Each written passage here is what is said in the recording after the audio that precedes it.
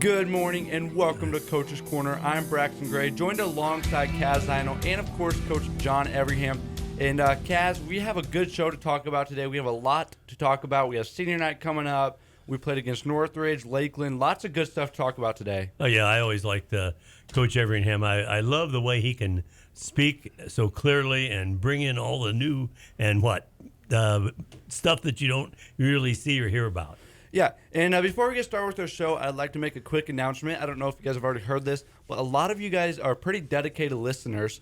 And as we know, because we got in trouble one time, we didn't have the show. That's right. And so if you go on the YouTube channel, CPG-TV, you can listen to any past or present. We update them about 2 days after the show starts, so you can go and listen to them. If you want, if you missed one, you can always go back and listen to it. Awesome. And then, Coach, today you're going to bring in a special guest. It's going to be a community member. Is that correct? Yeah, we got. I think you got me for 3 segments today. We'll talk. Can we put up with you for that long? I don't know. you can talk a whole segment. It wouldn't make any difference. I come in here every time thinking we don't have enough material to talk about, man. and then as it turns out, we don't have enough time. That's exactly right. I love it. But yeah, today we got. We'll talk a little about Lakeland game last Saturday, and then. Maybe this week and some of the things that this week has brought our team. And then the final segment today will be Andy Kripe. Andy joined us last year, is a good friend of mine, was a volunteer assistant coach last year, is very involved in our basketball program, very involved in our community. So he'll be fun for you guys to talk to, a little bit about basketball, a little bit about community and how the two go hand in hand. So looking forward to the show today, but I think for starters. Okay, I want to hear this. All right, I think for starters, I'm going to flip the script here, and I'm going to interview Mr. Braxton over here about what he just told me before we went on the air, that he's submitting some clips from our show to the IASB, the competition for the radio TV stuff. So you want to tell us a little bit about that? Whoa. Yeah. So not just that, as well as our broadcast, the students at Wallacey work on projects, and then they collaborate together. They do video and radio. And since I'm doing this, Mr. Van Loo asked me to enter into the broadcasting and the talk show segments. So since we already did this, I just put a little bit of bits and pieces of our talk shows together, and I'm going to enter it into the state competition, which happens down at University of Indianapolis in March. Well, that's awesome. Wow. Well, best of luck to you. I know it's. I judged some of the, or gave some feedback to some of the videos that are being submitted to the IASB. Obviously, Mr. Van Loo, Mr. Huffman do a very good job with the radio TV program, and so. Good luck to you. Do you actually go down, or you submitting your clip down in Indianapolis? No. We already submitted it, and then we go down for judging because it takes roughly about a month and a half to judge all the clips together. Yeah, and as we sit here, we're staring at the awards that we've won from the past, the Cardinal Awards. I believe that's what they're called. Yep. And then we have a long list of awards up on the wall. First places. So lots of interesting things happen at IESB. And, Coach, now it's time for you to talk. All right. We're going to talk about the fun stuff first. We're going to talk about the Lakeland game. You guys defeated Lakeland 39-25. Of course, we had a healthy roster, and the leading scorer, Bontrager, only scored 9 points that game. And overall, that was kind of just a dominating game for you guys. Yeah, it was. We gave up, both teams started subbing maybe a little bit towards the end, and they scored a couple buckets with under a minute to go. But for the most part, when we have our main guys in there and they have their main guys in there, we only gave up, I think, 21 points through the first, 31 minutes of the game. So with a guy like Bontrager that can score like he can score, to hold the whole team, to 25 points or less was a great accomplishment for us. We that game, we completed, I think, 4 games in 9 days. And to win all 4 of those in convincing fashion, 3 of them in convincing fashion in 1 week, was a really big week for us. And we had sold the guys on the idea that we're getting prepared for sectional play and playing a game on Tuesday, Friday, Saturday. And I thought, other than maybe the first half of the Bethany game the second half of the Bethany game, all 3 games we came out with great energy. Our hands were so active. We got a lot of steals.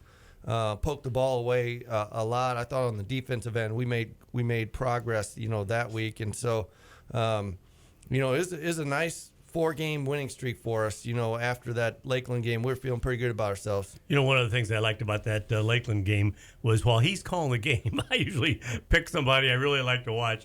I was watching Bontrager from Lakeland, and here's the guy that's scoring double digits. He's averaging 20 points a game. He's already just scored 1,000 points. Yeah. He's on tap to be the leading scorer in Lakeland, and he got 0 points in the first quarter. Yeah. And he had shots. It's just that people were living in his jersey, and he only had 3 points in the first half, one tray, and then in the second half, in the third quarter, is all he scored was 7. Yeah. So you really held him down. Well, fortunately for us, it wasn't me out there putting defense on him, because I wouldn't have been able to do that. But Austin Miller has proven over and over again that when he stays out of foul trouble, he's very valuable to us on the defensive end. We're playing a box and one. Everybody knows that.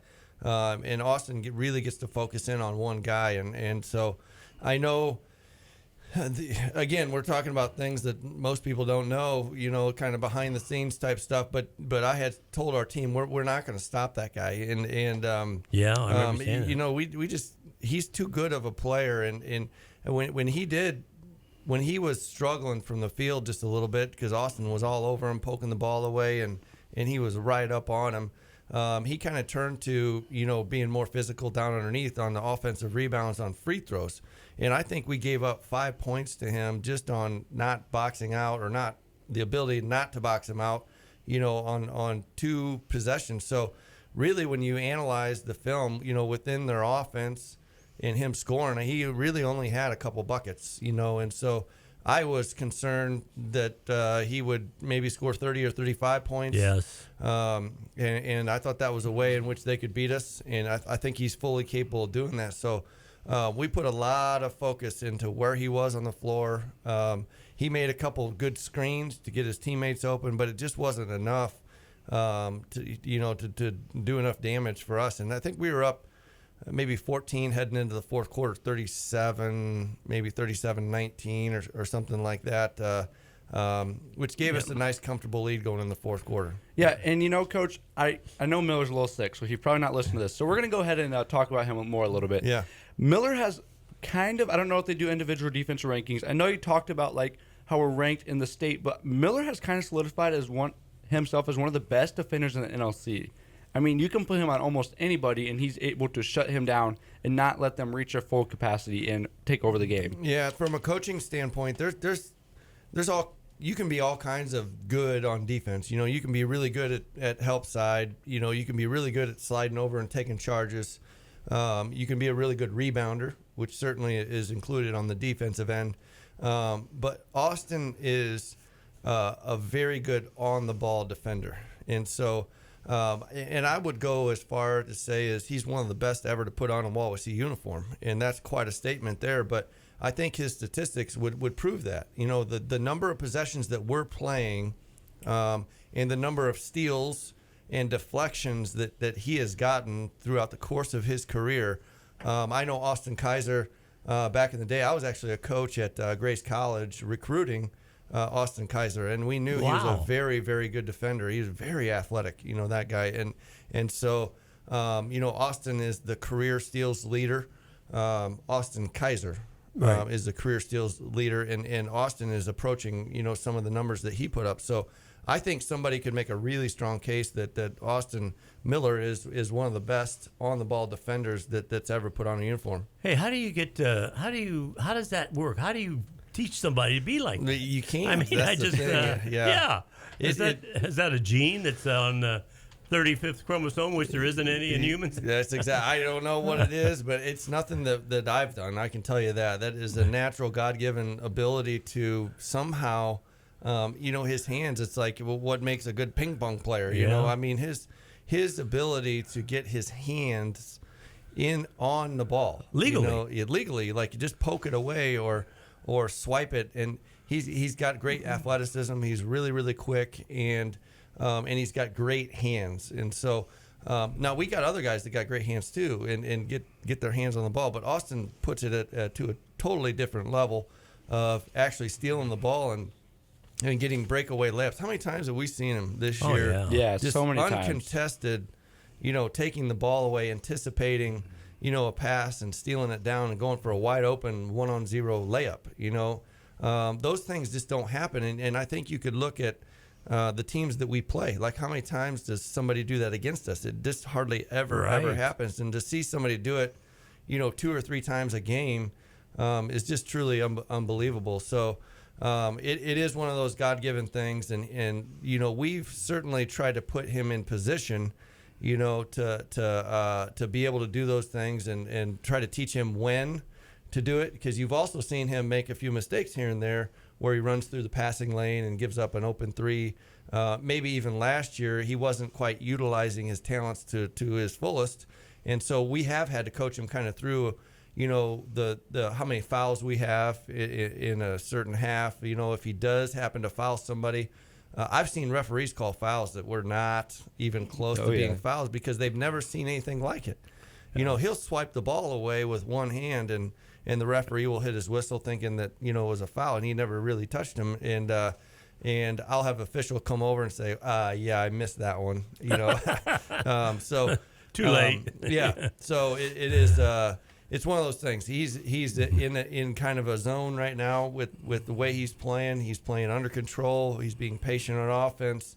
Obviously, I'm sure we'll get to the fact that he's not feeling real well right now, but when he comes back, he'll be at full strength, and he'll get back to where he was, last weekend. Yeah, absolutely, Coach. And we're running a little bit short, so we're gonna final question for you this segment. You guys this year have kind of done something that we've never seen in the Wawasee basketball program, and that's win consecutive back-to-back games in dominant fashion. Yeah, you talked about that. You had that 3-game winning streak. But what is, we talked about this the whole season on the Coach Show, but what is so different about this team where you can go and win 4 straight games, 5 straight games in a row? Yeah, well, we've done it twice. We won 4 in a row, around holiday tournament time. And then we did it again. We beat Plymouth, and then we won 3 games in a row, last week. So I think that's a good sign because obviously, again, during sectional week, you got to win 3 in a row. At least you plan on winning 3 in a row. Now, if you get a good bye, you might only have to win 2. But I think what you're seeing from us is that we can, if we peak at the right time here in the next couple weeks, that we can string some together and be very, very dangerous, in sectional play. So I think it all starts with our effort on the defensive end, number 1. Number 2 is the ability to get good shots inside the paint and get to the free throw line. Last year, we were just inconsistent. We'd have a good game or 2, and then we didn't shoot the ball well, or somebody didn't play well, and we'd lose 2 or 3 in a row. But when you establish the inside game and you get to the free throw line and you combine that with having the ability to have good, solid defensive efforts, it creates a team that can sustain good play for a long period of time. And I think we've shown we can do that. Yeah, and absolutely, Coach. But we're going to take a short break, and once we return, we're going to talk about the not-so-fun segment of the show, which, of course, is the Northridge game coming up. So we're going to take a short break, and we'll be right back with more Coach's Corner on 93.7 FM, The Mix.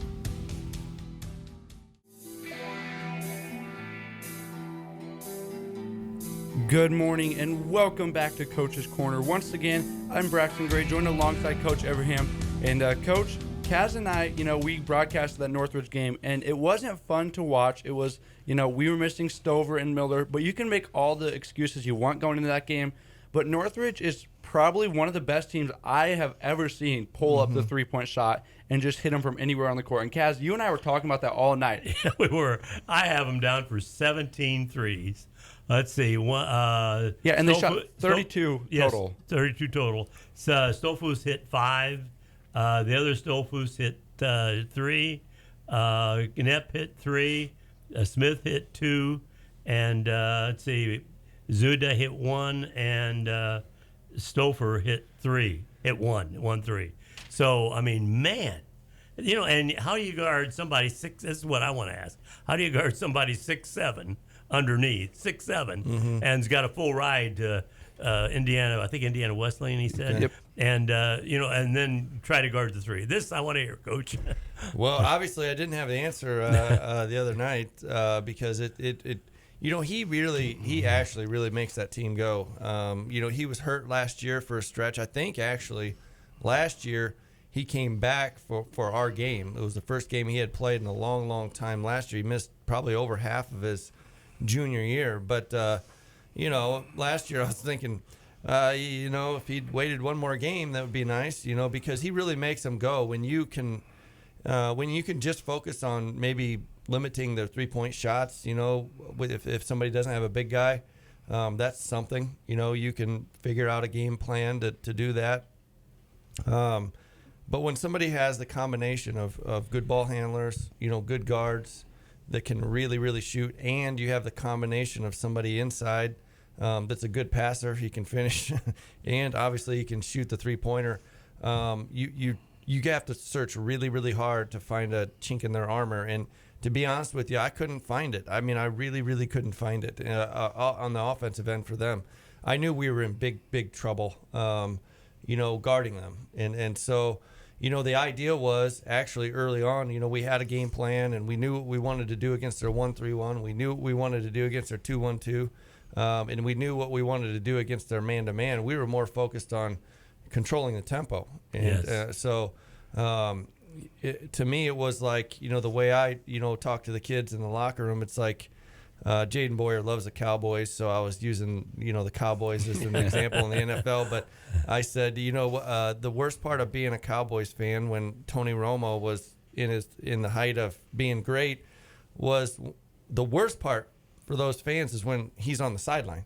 He's flipping through notes on coverages, and he's sitting there, he's talking on the phone to the offensive court. He's on the sidelines. It's hard to score points when Tony Romo's sitting on the sidelines. And, other teams may have tried to run the ball and to keep the clock moving and to really control, the time of possession. And so we were talking like that, where we felt like we had to kind of control the time of possession, when we had the ball, so that they wouldn't have, many opportunities on the offensive end. But, they did what they needed to do. They turned us over.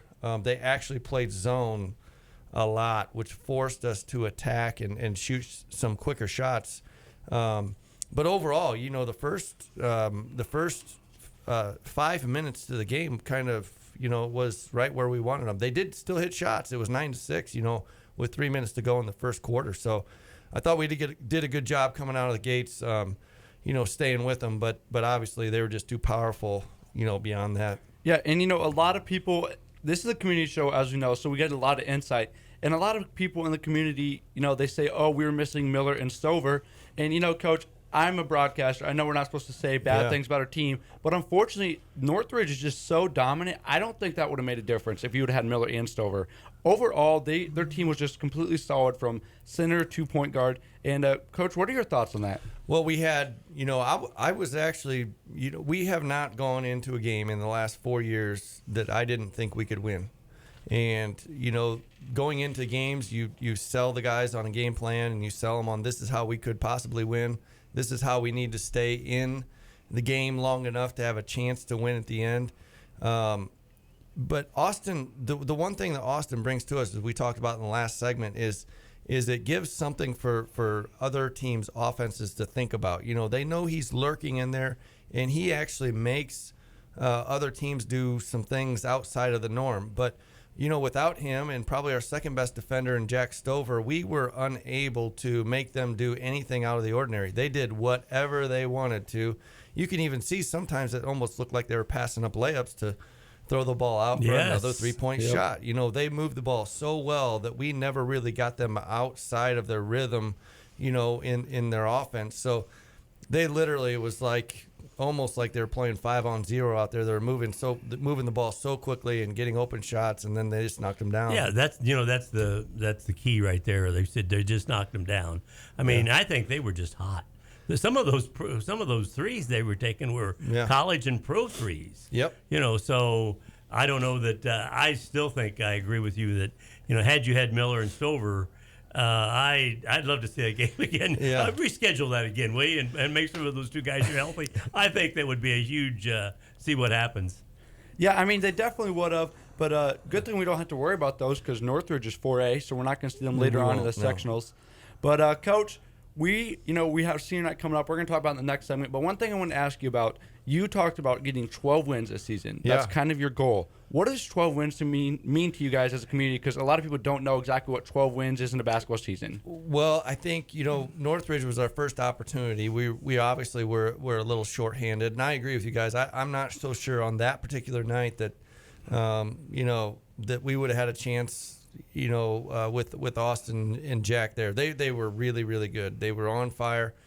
We were kind of hoping, just to kind of button that one up, we were kind of hoping that, they're playing for an NLC championship. If they win that game, which they did, they cut down the nets and they celebrate at home. And I thought, maybe the pressure would be on them, and they'd come out a little tight. Maybe they'd miss some shots and let us hang around. But they did just the opposite of that. They played loose and free, and they shot the ball with the lights out. And I will mention one stat. I think 4 of their last 5 games, this is amazing. People do not understand how many three-point makes 17 is. But what they've done, I talked to Coach Doug Ogle the night before the game, and we were just talking about how amazing their three-point shooting is. They had made 15 or more three-point shots, I think 4 of their last 5 games coming in. So this wasn't anything like out of the ordinary. This was something that they did, that they have been doing, on a regular basis. So, and then you kind of combine that with us being a little shorthanded. As a matter of fact, that the week before against Plymouth, Reichert was out against Northridge, and they beat Northridge by 40. Yep. They beat us by 35-40, and they beat Goshen by 35 or 40. So we're not the first team to see that Northridge buzzsaw, and it's really important for us not to get too caught up in, dropping a game against a really, really good team. Like you said, we don't have to worry about them, going into sectional play, and I'm not sure we'll see a team of that caliber for the remainder of the season. So we got to get refocused and certainly not forget about that. But we just know we played a really good basketball team. But on the subject of 12 wins, I think every team kind of puts a star next to that 12th win. And, we're at 11 right now. But when you play 22 regular season games, if you can get to 12 in the regular season, that means it's impossible to have a losing record. And so the worst record you can have is 12-11. If you lose, the first round of the sectional, you would go 12-11. So I think, one of our goals this year was to have a winning record. And if we can get one more win in the regular season, that would put us at 12 wins. And certainly that's something we're going to be talking about this week with senior night at Goshen coming here, and the idea that we can get our 12th win of the season. So we got a lot to play for this week. Yeah, and Coach, you mentioned something I kind of forgot to talk about. Them winning the NLC was huge. Northridge kind of just steamrolled over the NLC competition, but the Wawasee Warriors, this year, if I'm not mistaken, we actually had 2 NLC wins of our own, and we're looking to get our 3rd. And so Wawasee is kind of, solidifying themselves as a legitimate NLC team. And, I've talked about 3 years ago, we went on that long drought of not winning NLC game. I don't want to bring it up. I know, that's right. I know it's something we got to talk about.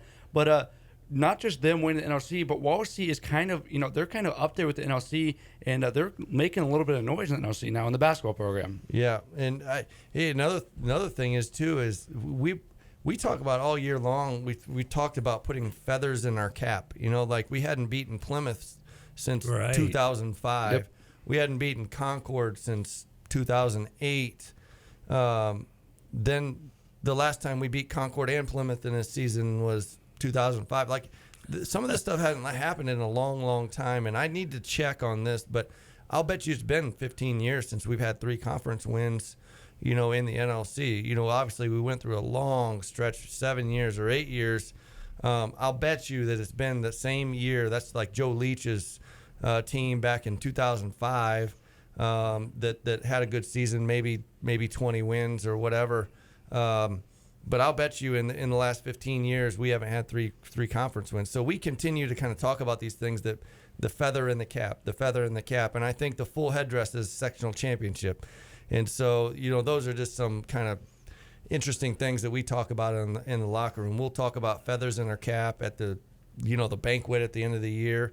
But we certainly have that full headdress, in our sights and starting to kind of talk about things that happen in a game and what it's going to take to win the sectional championship, down the stretch. Yeah, absolutely. Kaz, do you have any final thoughts? I just had one final question. What does it take to build a program like you've got now? Yeah. To come in here, and I got online. I don't know how I was able to do that, but I got online, was looking at your record, and man, you've really built a program here now. Yeah, and I just, certainly, this isn't, my time to talk about my career or coaching or anything like that. But I know one thing that I did talk about when I first got here was I've done it before. I went to coach at Argus, and they're coming off a 5-16 season, and 6 of their seniors are gone, including a 1,000-point score. Nobody wanted that job. Nobody. And that's why I got it. Nobody wanted it, and I took it, and we were fortunate enough to have a winning season that year. I think we were 12-10 that year, and we just had the right type of guys and just hard-nosed kids.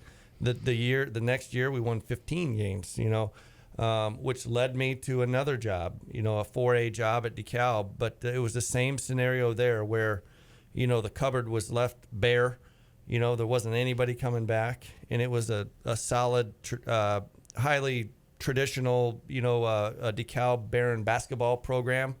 But not too many people wanted it because they didn't think we were going to be good. And we kind of built that from the ground up. We reworked all of our youth league programs. We built that up into, 200. I remember the number 244 youth league players. Wow. That we were developing skills. So when I come here, it was quite the task to really, really analyze where we were at as a program, coming off a 2-win season and virtually no, youth league kind of foundation. You know what I'm saying? So there's a lot of smart people that thought it'd be 5 years before we could experience some of the things that we're experiencing this year. But our youth league is really, really solid. We have nearly 200 kids in our youth league program that want to grow up to be, Wawasee Warrior basketball players. That's really, really big. And then establishing the culture. And I think about the guys who in the last 3 years that didn't get to experience some of the wins that we're experiencing this year, but they went through, a lot of really tough stuff in terms of athletics and basketball. But, I look back and it's, Tyler Smith, Cameron Slayball, and Tim Conley, my first year, and those guys played so hard and they wanted to win so bad. And we got to experience a couple, but not very many, So I saw Tyler Smith in the hallway the other day, and it was like, you did this. You're the one that started this thing.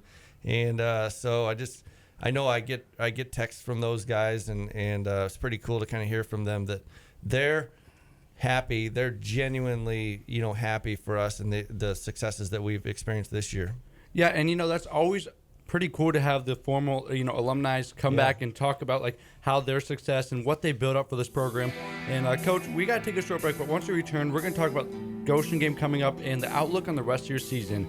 So we're going to take a short break, and we'll be right back with more Coach's Corner on 93.7 FM, The Mix.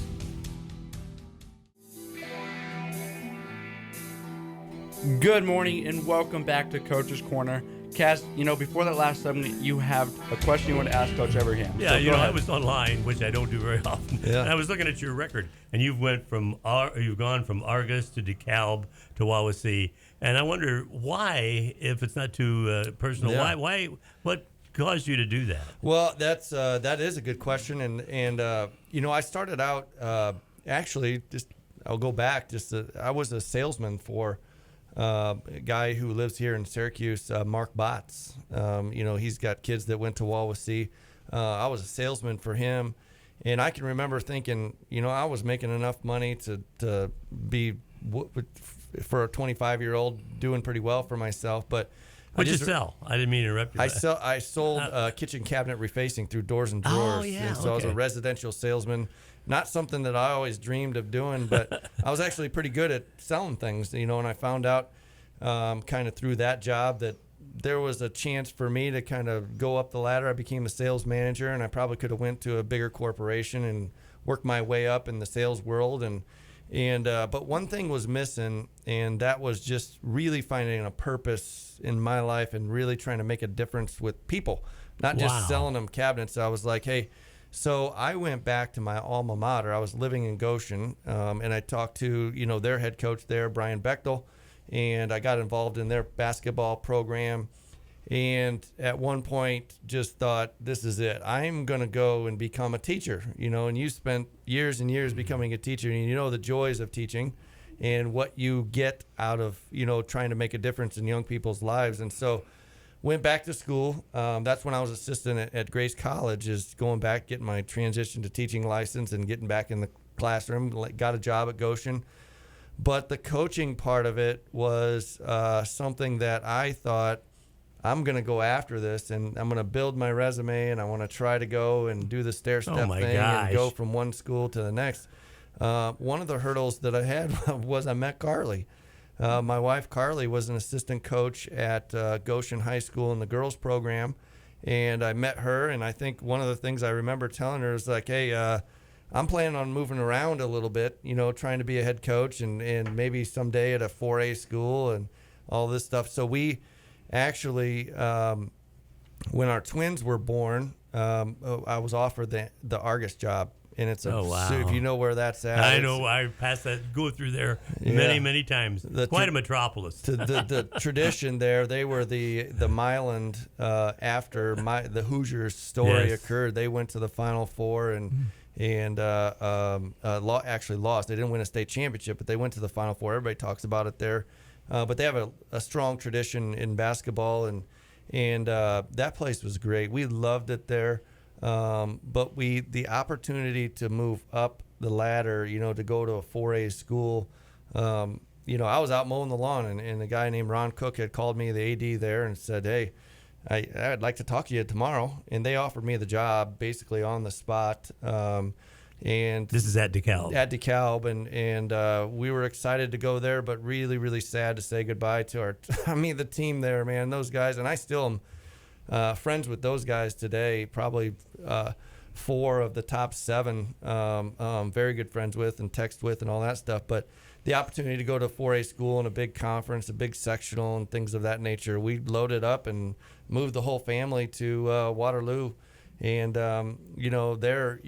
it was that was a great, great place to be. And I think that the one thing that we've always looked at is the community, Yes. where we're going. And I think, that's kind of, leading me to talk about this community. It's not like any job that opens up, you just go and coach basketball. I mean, I think it's our kids were, when I left DeKalb, our kids were in the early elementary ages, and we certainly were looking for a place to call home long term.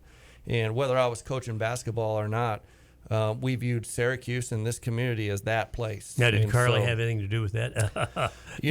Curiosity there, your wife. I think maybe her parents and my parents probably more than her. She's been awesome through the whole thing. I've been a head coach 12 years, and we've been involved in basketball for about 17 years now. And so she kind of understands what the gig is all about and all the things you have to deal with, during a basketball season. But the joys that you get out of coaching and the joys that you get out of, building those relationships with kids far outweigh the kind of the junk that comes with, a job like this. But the biggest thing, about here is that we were looking for somewhere long-term to really, really settle down. Carly is a Wawasee grad, and, her family lives here and all that stuff. So, jumping around is not always an easy thing to do. I think we moved 5 times in our first 5 years of marriage, Oh, wow. skipping around and going different places. And so this is a place that we call home, and we're planning to be here for a long, long time. And who knows how long,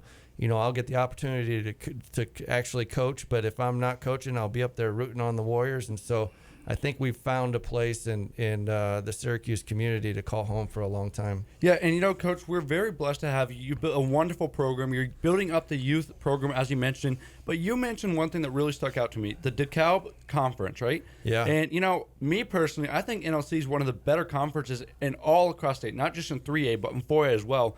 better conferences, maybe top 10 conference in the state of toughest conferences. And, does that compare at all to the DeKalb Conference? Yeah, the Northeast Hoosier Conference, the NHC. If you really do some digging, you'll see that about 3 years ago, they changed that conference to the N8C, which is a couple different teams than what were in there. So it's a long story, but basically, honestly, this happened is that Carroll and Homestead were dominating that conference throughout every sport, and they basically got kicked out. And so DeKalb and East Noble and Columbia City and the teams that were in that conference felt like they were just too big of schools to be in that conference.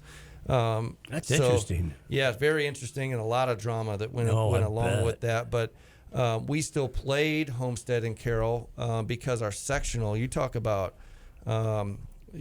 Other things that we could talk about a huge disadvantage, the small 4A schools playing against mega schools. And you look at Fort Wayne Northrop and Homestead and Carroll and, playing against those teams, Fort Wayne North that got like 2,000, 2,500 students in their school, and little old DeKalb and East Noble have like 1,200, and so it was very difficult to compete in that conference with Homestead and Carroll in there year in and year out.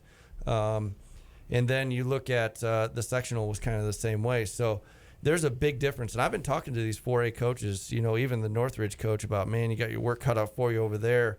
Being in a 3A sectional is just a little different feel than playing against, Northridge, Warsaw, Elkhart, and those types of schools. So we're in a good spot here at the 3A level with our school size being about 900 or 1,000.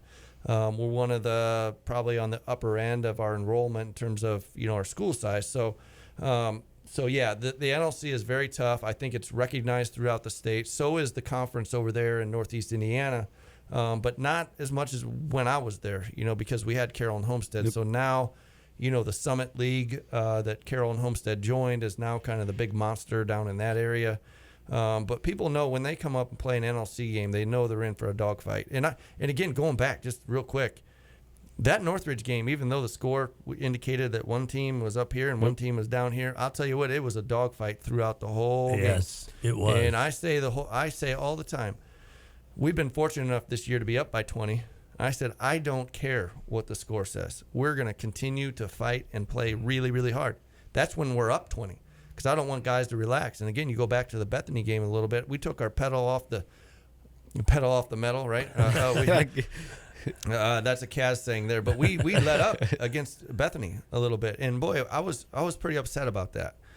Because that's not how we do things around here. Whether we're up 20 or down 20, we play the same way. Yep. And I think against Northridge, we did that. We competed the whole game. We did. We competed the whole game, and I was really proud of our guys for that. Now, what was the question? No, I Oh, no, my question was just I can repeat that question. Yeah, no, that was a great explanation because, in Indiana, you've got so many opportunities, and then the pressure at one place, and you got, the parents and everybody else and all that. And, man, you do a great job here, Coach. Yeah, my original question was just the toughness of the NLC, but I think you answered that, Coach, because the toughness at the Northridge game and going all the way back to Concord, we have an extra segment with you, Coach, today because Andy Kripe was unable to be here. So we're going to jump into the Goshen game after this segment. So, well, hey, I'll tell you what, not to throw you for a loop, I'm getting text messages from him. He could not make it on time, so he's just going to be a little late. So we're still going to get to hear from him, according to my phone. So then let's jump. Yeah, we better talk about Goshen a little bit. So Goshen senior night, you guys lost to him in double overtime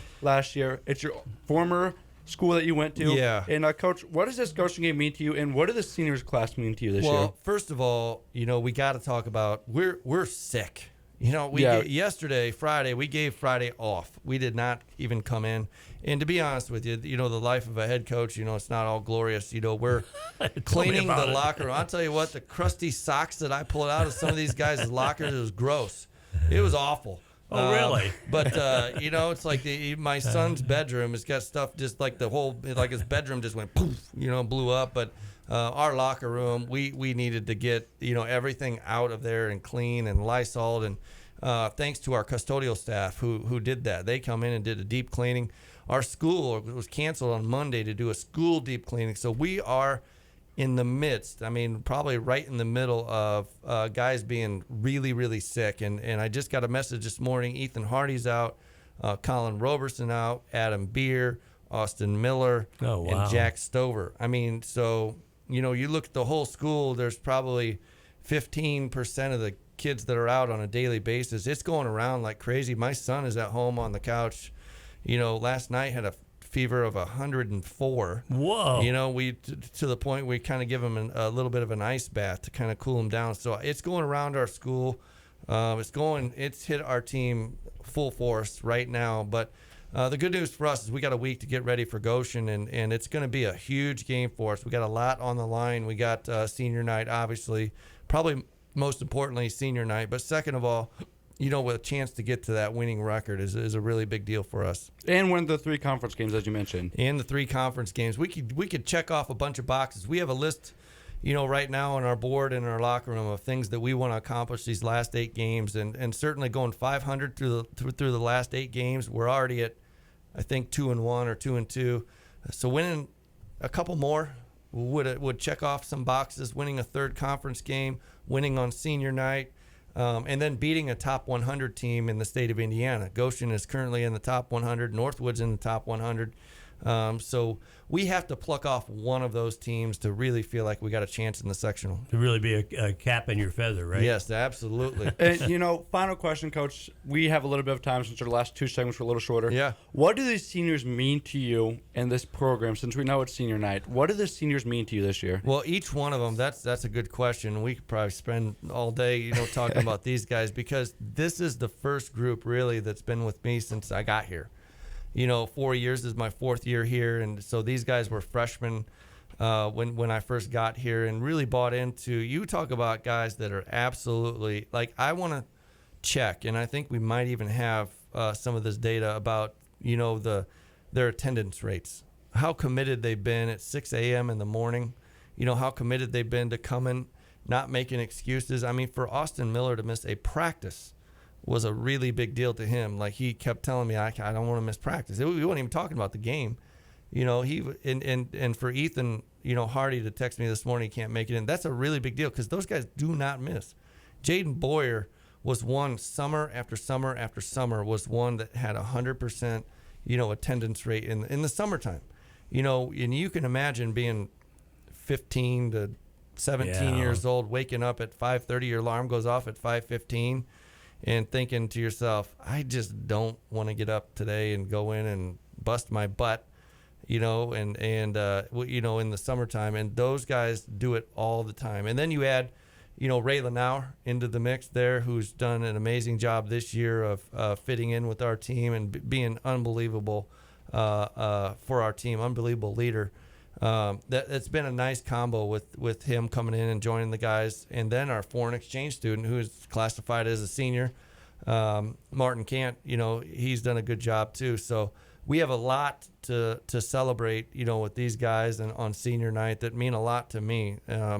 We've been through, and we are not going to talk about this, but we've been through some adversity as a team, whether it's winning. Whether it's losing some close games and just being heartbroken. Yep. In all honesty, very quickly touch on this, but losing your coach, thinking that your coach is not going to be here anymore, but the loyalty that they showed through that situation last year was unwavering. And so for me to sit here and say these guys don't mean a lot to me would just be probably an understatement, to say the least. So these guys mean a lot to me.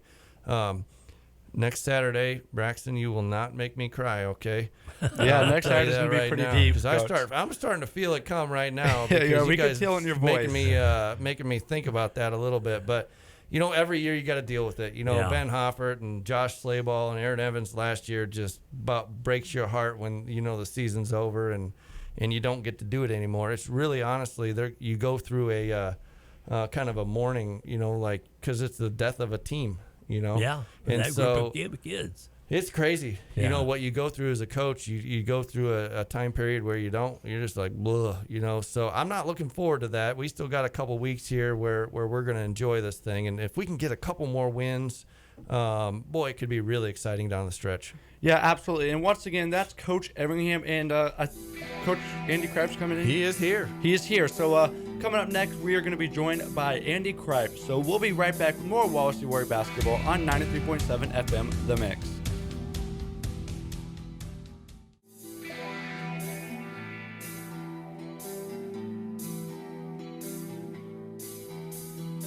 Good morning and welcome back to Coach's Corner. We're now joined by Andy Kripe and Mr. Kripe. Yeah, I'm just gonna go ahead and call you that. Mr. Kripe, you're actually a community member now from looking out inside the Wallacey program. Coach is, he's inside looking out. But now we get a little to hear from a community member, but you're not just an ordinary community member. You've been a part of the Wallacey program for quite a while, correct? You were assistant coach last year?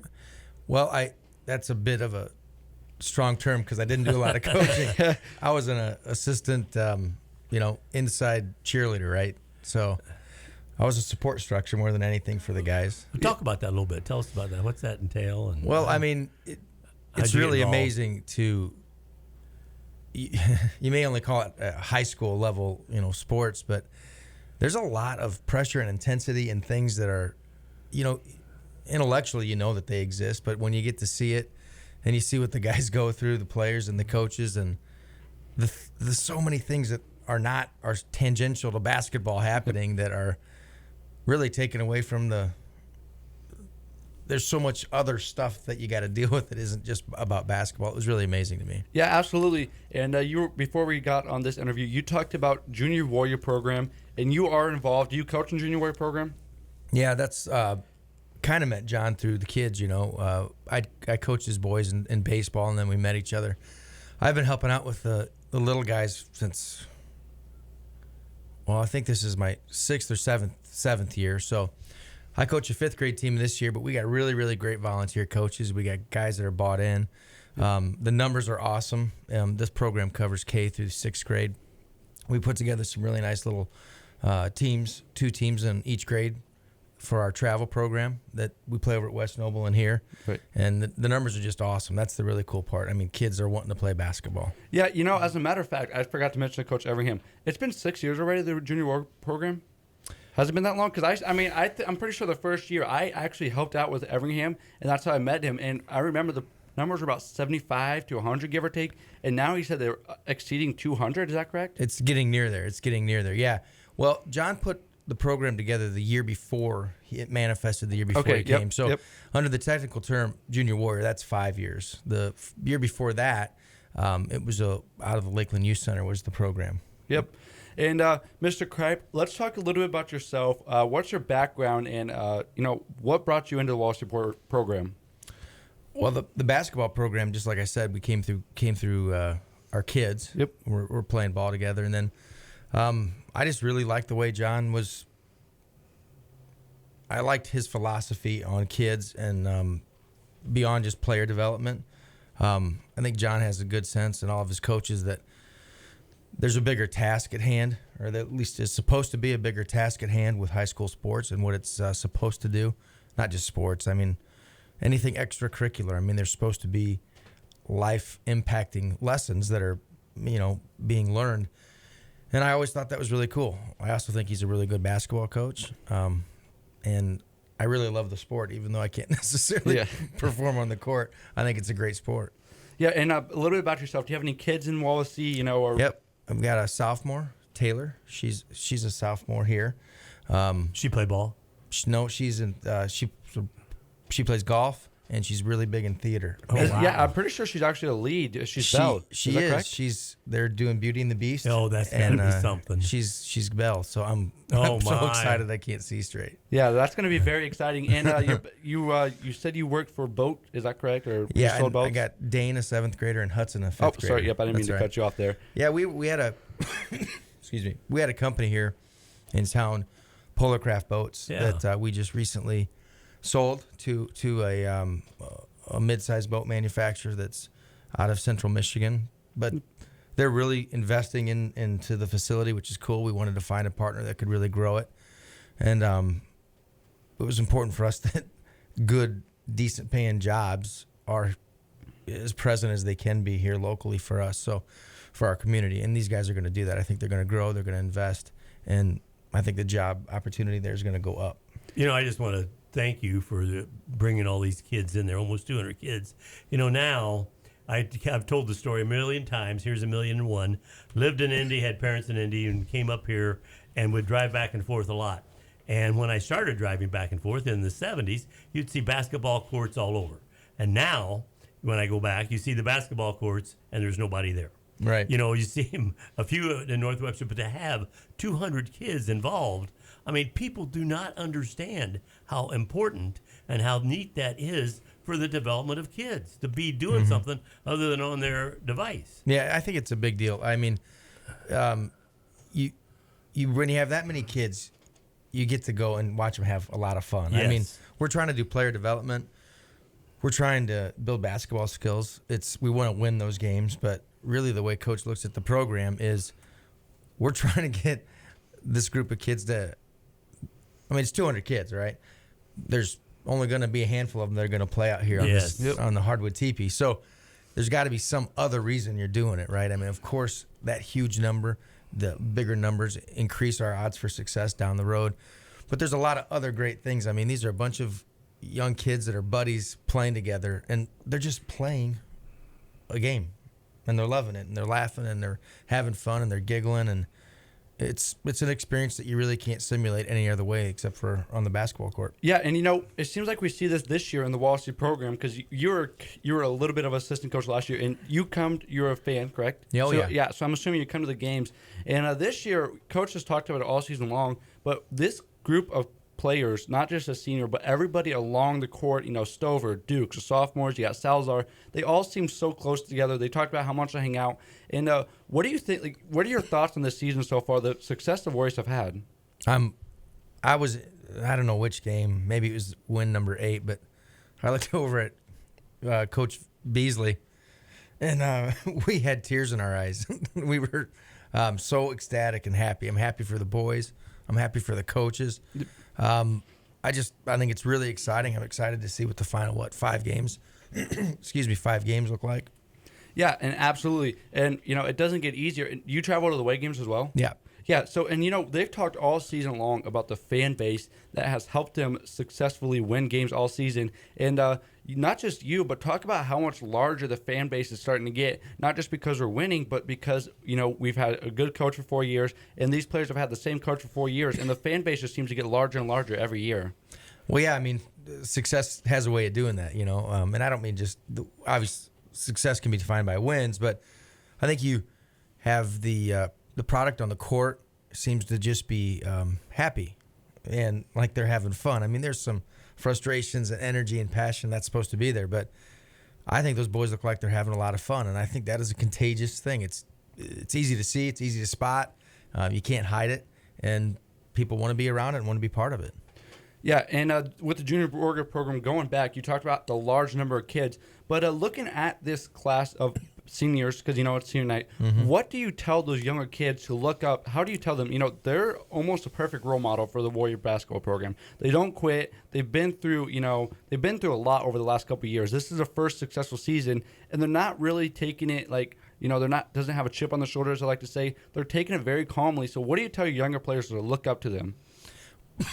Well, I think if you can tell those guys, the younger guys, not every one of those seniors had an easy road to where they're at right now. You know. Oh yeah. I mean, there's a lot of grit. There's a lot of things that come from heart, and those seniors are a big lesson in saying all the things you can control. If you can check all those boxes: effort, heart, diving on the ball, great attitude, being a team player, supporting the team in whatever roles asked of you. If you can check those boxes, then the things you can control, you can become a really good high school basketball player at the varsity level. Because I think you got YouTube videos and stuff, and it's if you can't do a ridiculous take off from the free throw line dunk or smoke 25 threes in a row, but there's a lot of things you can control, like effort and attitude, and that goes a long way. And I think our seniors are a really, really good example of that.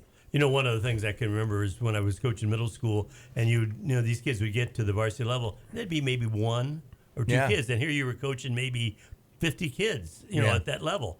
But the thing of it is, and I want you to expound on this, is that it gives them an opportunity, and my wife is going to kill me for saying this, to do something other than the schoolwork. Yeah. You know, I mean, it's huge, I think. And I think it's as, if not more important, to develop these other skills. I mean, they may not be playing basketball, but they may be in plays. Right. They may be in other community activities. So go ahead and expound on that with your experience. I mean, it's 100% right, and that's on a side note, kind of a harken back to an earlier question.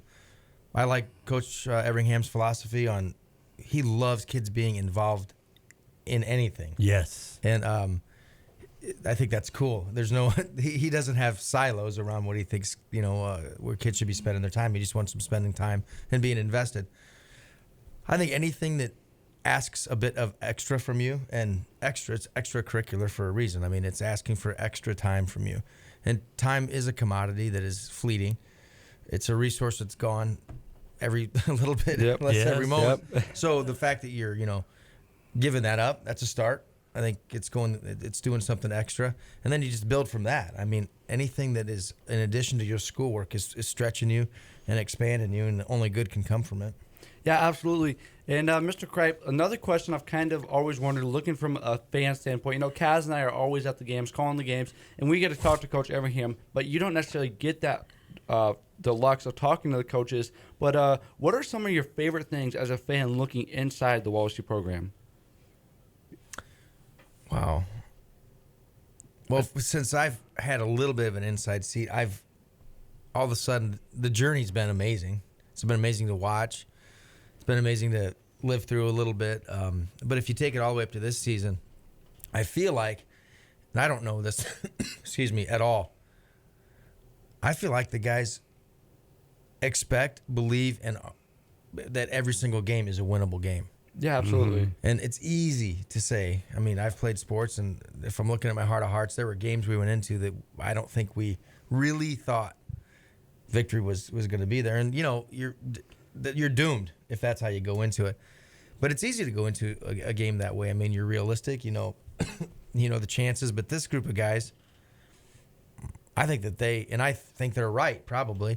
I think that they believe down in their heart of hearts they can win every single game, and that comes out. That's what I noticed the most is I'm going, these guys they're fighting, man. They're fighting the whole time. There hasn't been a letdown in any game, really. I mean, effort hasn't been something that's been a culprit. Yeah, absolutely. And did you happen to go to the Plymouth game by any chance? Just curious. Yeah. Yeah, so I want to go back to that game because one thing that really stuck out to me, when the Warriors won that game, it was probably one of the biggest wins of season and going back. Yeah. And, it almost seemed like there wasn't a dry eye on the Warriors side. Everybody was just high-fiving everybody. Kaz and I even got a couple high fives, and it's just kind of exciting as fans to see that and to see a program being built from the a base foundation up. So what did that game mean to you? Not just that game, but when you guys win big games, how does the fan base, what do they do and how do they help the team out?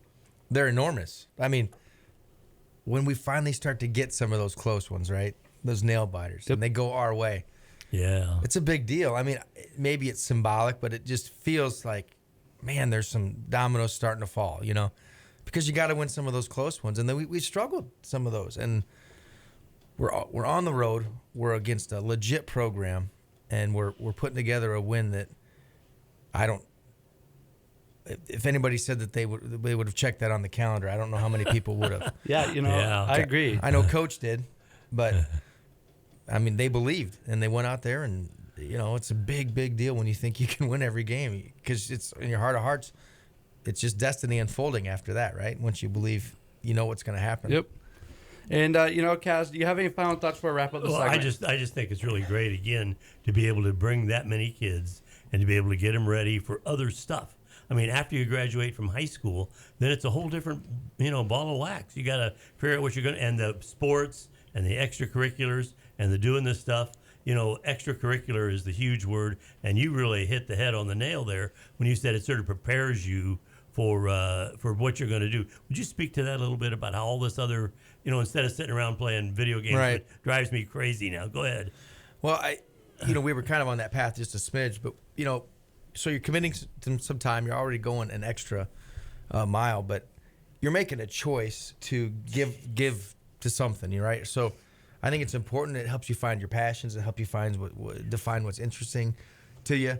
I think the biggest thing that potentially extracurriculars, whether it be sports, clubs, theater, arts, anything, I think it starts if you pay attention to it, you can start to learn what you're about. Yeah. And so if you can avoid doing a job that is not you, I mean, if you can find out that you're a square peg, go find a job that fits that. And all of a sudden, you'll have some passion for that because it's a rare thing where you get to go do what you love. But all these extracurriculars also give a kid, like I said, an opportunity to define who they are. Yep. What makes them tick? What thing do you do that you don't, that's real hard work and it just doesn't feel like it, right? I mean, it's a gift that if you polled most adults, they'd say that'd be an amazing unicorn to find. Yeah, and absolutely, Mr. Kripe, we're unfortunately out of time. But thanks for joining us. It's this is the first time I've actually had an insider come in and give their input. So it's a pleasure talking to you. Thanks for taking your time out of your morning to come talk to us. Thank you, guys. It was great. So once again, this is Coach's Corner on 93.7 FM, The Mix.